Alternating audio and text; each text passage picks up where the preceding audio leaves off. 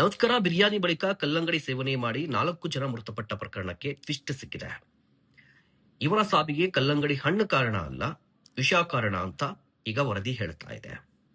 ನೋಡಿ, ಮುಂಬೈನ ಒಂದು ಕುಟುಂಬ ಮದುವೆಗೆ ಅಂತ ಹೋಗಿತ್ತು. ಮದುವೆಯಲ್ಲಿ ಮಟನ್ ಬಿರಿಯಾನಿಯನ್ನ ಸೇವನೆ ಮಾಡಿತ್ತು. ರಾತ್ರಿ 1 ಗಂಟೆ ಸುಮಾರಿಗೆ ಕಲ್ಲಂಗಡಿಯನ್ನ ಸೇವಿಸಿತ್ತು. ಬೆಳಗ್ಗೆ 5 ಗಂಟೆಗೆ ಅವರ ಆರೋಗ್ಯದಲ್ಲಿ ವ್ಯತ್ಯಯ ಆಗಿತ್ತು.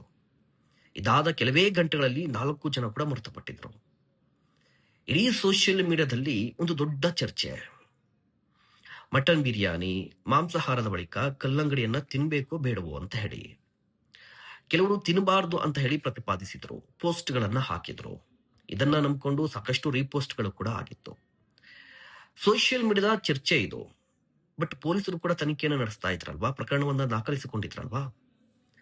ಪೊಲೀಸರ ತನಿಖೆಯಲ್ಲಿ ಮೊದಲು ಈ ಮೃತದೇಹಗಳನ್ನ ಮರಣೋತ್ತರ ಪರೀಕ್ಷೆಗೆ ಒಳಪಡಿಸಲಾಗಿತ್ತು. ಆ ಸಂದರ್ಭದಲ್ಲಿ ಮೃತದೇಹದ ಭಾಗಗಳಲ್ಲಿ ವಿಷಕಾರಿ ರಾಸಾಯನಿಕ ಅಂಶ ಪತ್ತೆಯಾಗಿತ್ತು. ಅವರ ಅಂಗಾಂಗಗಳು, ಒಳಭಾಗದ ಅಂಗಾಂಗಗಳು, ಮೆದುಳು ಸೇರಿದಂತೆ ಒಳಭಾಗದ ಅಂಗಾಂಗಗಳು ಹಸಿರು ಬಣ್ಣಕ್ಕೆ ತಿರುಗಿದ್ವು. ಇದನ್ನ ನೋಡಿದಂತಹ ಸಂದರ್ಭದಲ್ಲಿ ವೈದ್ಯರಿಗೆ ಗೊತ್ತಾಗಿತ್ತು ಮತ್ತು ಸ್ಪಷ್ಟವಾಗಿತ್ತು ವಿಷ ಪ್ರಾಶಾಣವಾಗಿದೆ ಅಂತ. ಸೊ ಮರಣೋತ್ತರ ಪರೀಕ್ಷೆಯಲ್ಲೇ ವಿಷ ಪ್ರಾಶಾಣವಾಗಿದ್ದು ರುಜುವಾತಾಗಿತ್ತು. ಈಗ ಆ ಅಂಶಗಳನ್ನ ವಿಧಿವಿಜ್ಞಾನ ಪರೀಕ್ಷೆಗೆ ಕಳಿಸಲಾಗಿತ್ತು. ಈಗ ವರದಿ ಕೂಡ ಬಂದಿದೆ, ಇವರು ಸಾವನ್ನಪ್ಪಿರುವಂತದ್ದು ಇಲಿ ಪಾಷಾಣದಿಂದ ಅಂತ.